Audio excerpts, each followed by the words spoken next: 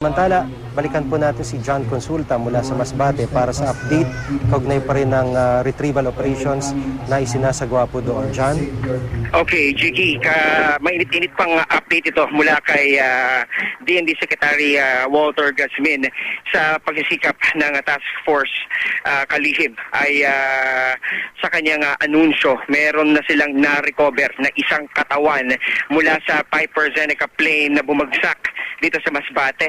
Sa kanyang paliwanag, Jiggy, sa kabila nga ng mga abiryang nakanaranasan ng mga diving team, ay nagawa na nga nilang makapag-attach nga, no, yung sinasabi natin na attach nilang isang tali sa may bandang buntot at nahatak nila itong eroplano mula sa lugar niya na merong lalim na 180 feet ay nahatak nila ito paakyat, no, sa around 21 meters daw or roughly around 60 plus feet at habang ito yung nakasuspend ay doon nila in-extricate itong nag-iisang katawan. Ayon kay Secretary Gazmin, Jiggy, wala ng ibang katawan sa loob ng eroplano.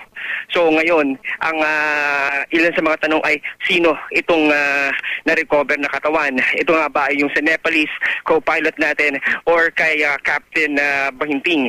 So ang ginawa ngayon, Jiggy, ay nagpunta na ngayon itong mga mahal sa buhay ng mga piloto at sila ngayon ay naghahanda para i-identify itong kung sino man doon sa kanilang dalawang pamilya ang makikilala nga itong bangkay na na-recover ng mga technical diving team at ang palatandaan lamang, Jiggy, ay meron itong suot na polo shirt na stripe na blue at puti.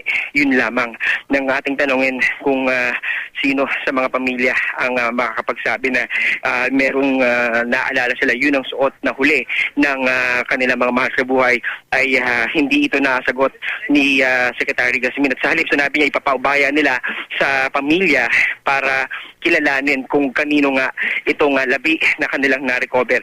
Sa ngayon, Jiggy, sa aking harapan ngayon, ipinwesto na itong 6x6 truck ng Philippine Army para pagsasakyan nung labi na iaakyat ngayon dito sa command center. Inaantabayanan, lahat ay nakaabang, nakapwesto na media. Ang mga membro ng Philippine Army ay nakabarikada na rin dito sa dadaanan ng labi at patuloy ng sinisikap na dalhin na rito ng Task Force Kalihim ang nasabing labi ng isa sa mga nakita, no? Yung nag-iisang sakay na lamang nitong Piper Zeneca plane na na-recover ng mga otoridad. So yan muna ang latest mula pa rin dito sa Masbate. Balik sa iyo, Jiggy.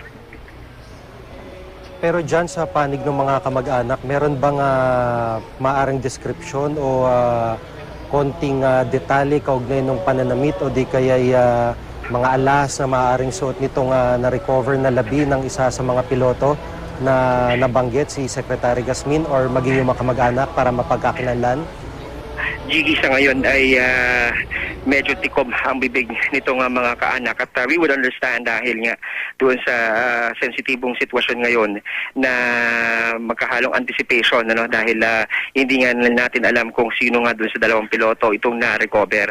Pero tiniyak ni Secretary Gazmin kanina, Jiggy, na kahit na wala isa lamang yung katawang na-recover dito sa Piper Zeneca plane ay ipagpapatuloy daw ng pamahalaan itong paghahanap dito sa isa pang bangkay at yun nga lamang aminado itong si Secretary Gazmin na medyo scaled down na yung kanilang gagawing retrieval operations, pero tuloy-tuloy pa rin daw yung kanilang gagawing paghahanap para dito sa nag-iisang bangkay na lamang na patuloy nilang hahanapin na sakay nitong Piper Zeneca plane, Jiggy.